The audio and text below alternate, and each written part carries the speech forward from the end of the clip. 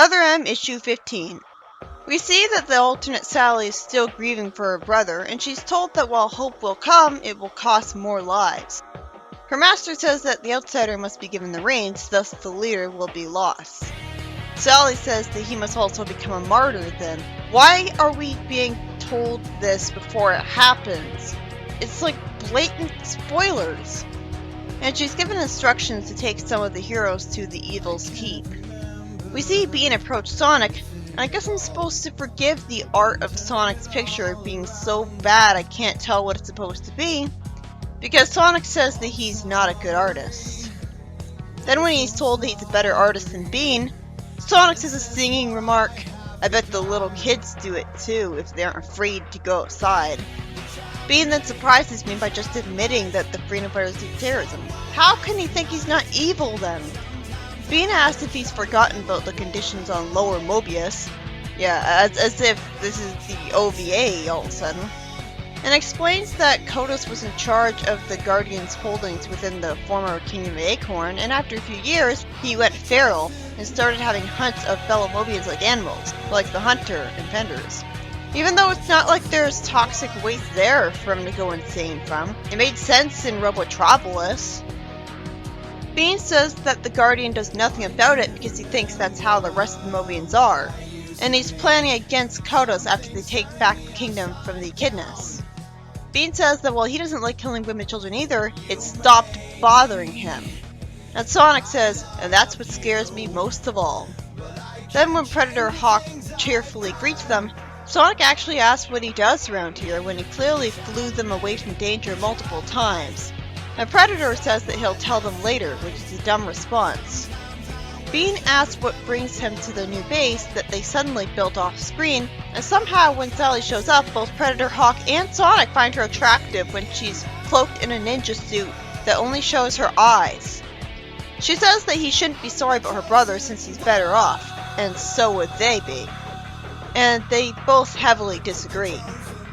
As I wonder why Sonic doesn't recognize Sally's voice or scent.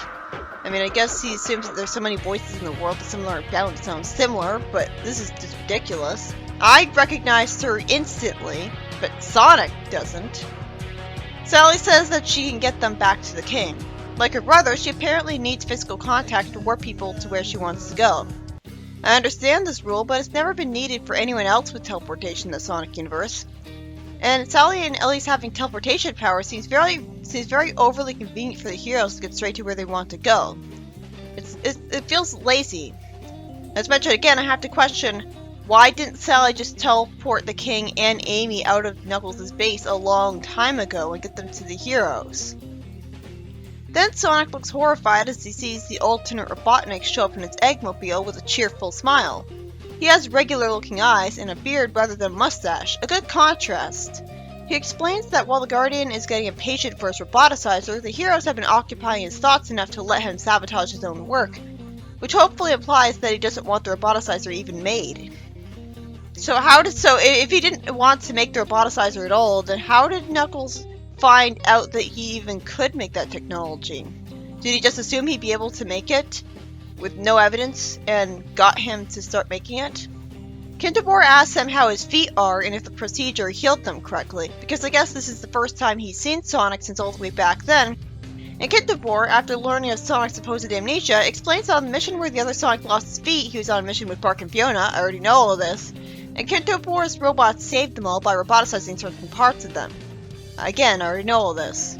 Kintabor explains that it took a lot of groveling to save his skin after Amy was saved, so if they take the king, whatever help he could offer would be cut short.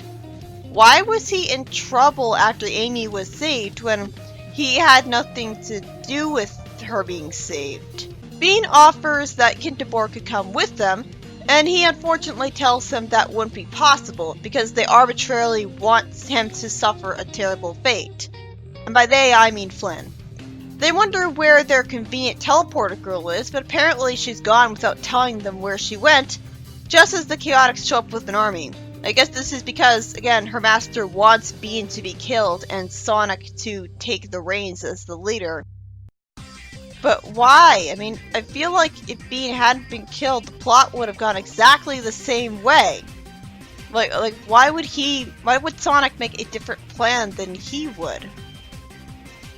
This issue was by Ian Flynn, and it was about Sonic and Bean being taken to the Guardian's base, Sonic meeting Kintobor, not the Antiverse version, and Sally inexplicably disappearing just to create conflict for Bean as the Chaotix show up at the worst possible moment. Also, by having the beginning part with Sally imply that one of the heroes will die, that's just a massive spoiler for what's going to happen that we didn't need. And again, like, maybe he could have told Bean and Kintobor the truth about himself. There would be absolutely no problem with it, considering not like anyone's gonna tell his friends about it. Especially since Kintobor is always trapped here.